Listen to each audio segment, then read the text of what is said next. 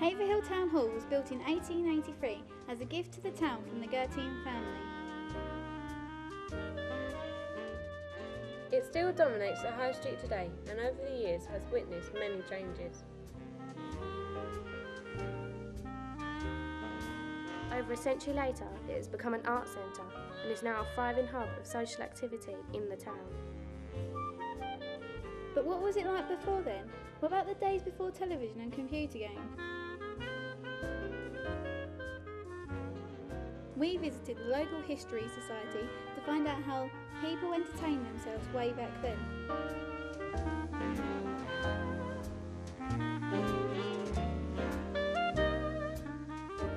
Fantastic times, fantastic times. The Haverhill Gala originally started way before the last World War in the 1930s. It was a huge event. I mean, you'd have as many as 6,000, 7,000, 8,000 people down at the Hamlet Croft on August Bank Holiday Monday. And this used to start, they had a carnival procession which used to start at about 12:30, 1:45 from the wreck.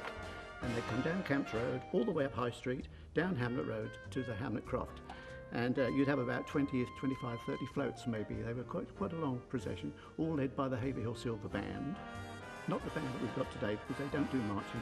The old bands used to do marching bands.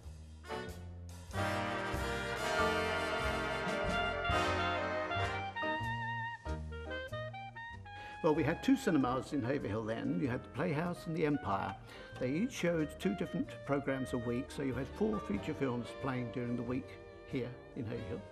And they had a matinee on Friday and 2 houses on Saturday night at the Playhouse. Newsreels were always about 10 days to a fortnight old by the time we got them, but there was no such thing as television in those days, so it was nice to see what you heard about on the radio news. You could actually see it up on the big screen.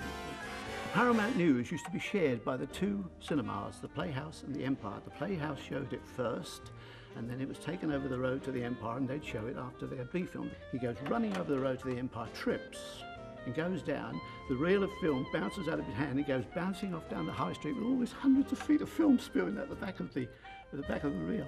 So he had to get up, wind all this film, wrap all this film around the container again, and took it over the Empire, and they put it on, and they said it was the most scratchy newsreel they'd ever seen in their lives over there.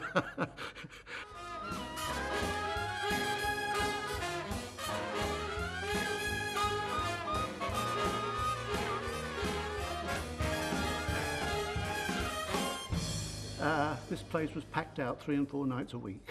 And you'd have 350 to 400 people in here on Wednesdays, Fridays and Saturdays. There was the one that I used to work with, Len Copsey and his music. There was Nigel Willis and his band. There were the Stardusters, the Accordionaires. Well, almost always ballroom dancing, obviously. You had quick steps, foxtrots, waltzes, tangos, St Bernard's waltz, Valita and all that sort of thing. That when the Americans used to come in on a Saturday night, they'd bring the girls up here and they'd start the jitterbug around this area here mostly. And of course, girls weren't allowed to wear, well, they didn't wear tights in those days because there were no such things as tights. They didn't wear trousers. It was unheard of for a woman to wear trousers to a dance. And so they used to wear these big skirted dresses that used to fly out a bit, you know, when the girls were toured around. And this resulted in a bit of stocking top exposure and a bit of bare flesh exposure, and 1 or 2 people were horrified at this, and they decided at a committee meeting that the jitterbug would have to be banned. I'll tell you a story about the jitterbug as well. I know where Jack got it from. It's in my book about Haverhill War, which is on sale down at the centre if you want to read it. Mister, do you mind if we play? And I said, well, what are you going to play? He said, well, there's me and my 3 friends. He says, we're trying to form a skiffle band.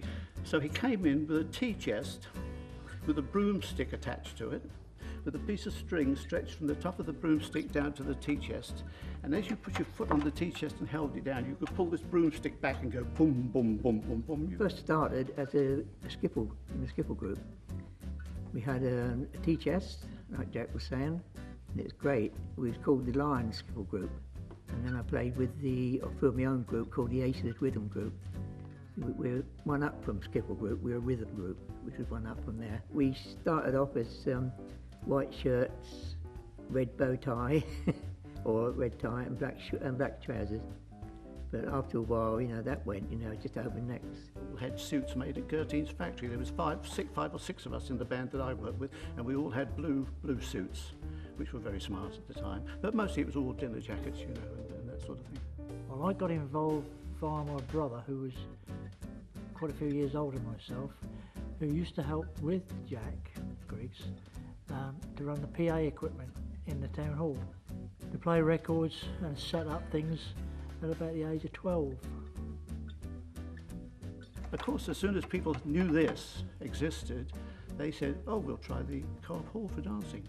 So everybody left the dear old town hall, which used to have 350, 400 people every Friday and Saturday night, and they all went to the Co-op Hall for dancing. So this place went dark, as they say, when nothing's on. It went dark and there were no dancers. But you see, the Bigmore Hall lacked what the town hall had got, and that was atmosphere. There was absolutely no atmosphere down the Bigmore at all. It was cold, you know, not cold, but just cold. There was no warmth in the place at all, and people suddenly start drifting back here.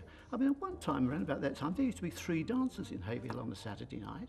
You'd have about 400 here, you'd have about 300 in the Corn Exchange, and another couple of hundred down Bigmore Hall. It's amazing where they all came from, but that was it.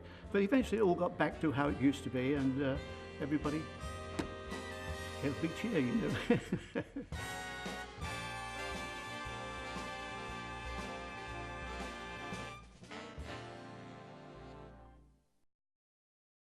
And all they do is just stand around in groups wiggling themselves about. There's no dancing nowadays.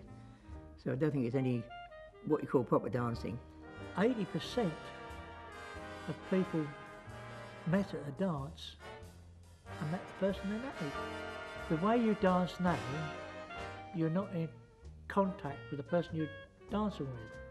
You just kind of jig around on the spot, and the person you went on the floor with, you don't usually end up with because you jig around to the person next door to you.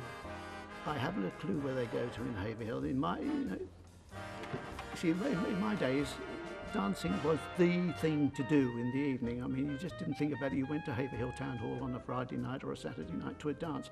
Nowadays, they don't seem to have anything like that at all. The Haverhill Gala is no more, but has been replaced with a vibrant annual arts festival. The Playhouse and the Empire cinemas closed many years ago, but films are now screened here on a regular basis. The wonderful dances may be distant memories, but ballroom dancing has certainly not been forgotten. Tea dances are still held at the Arts Centre, and the young people of Haverhill can and do still learn to dance in pairs, as well as many other forms of dance like tap, jazz and even hip hop.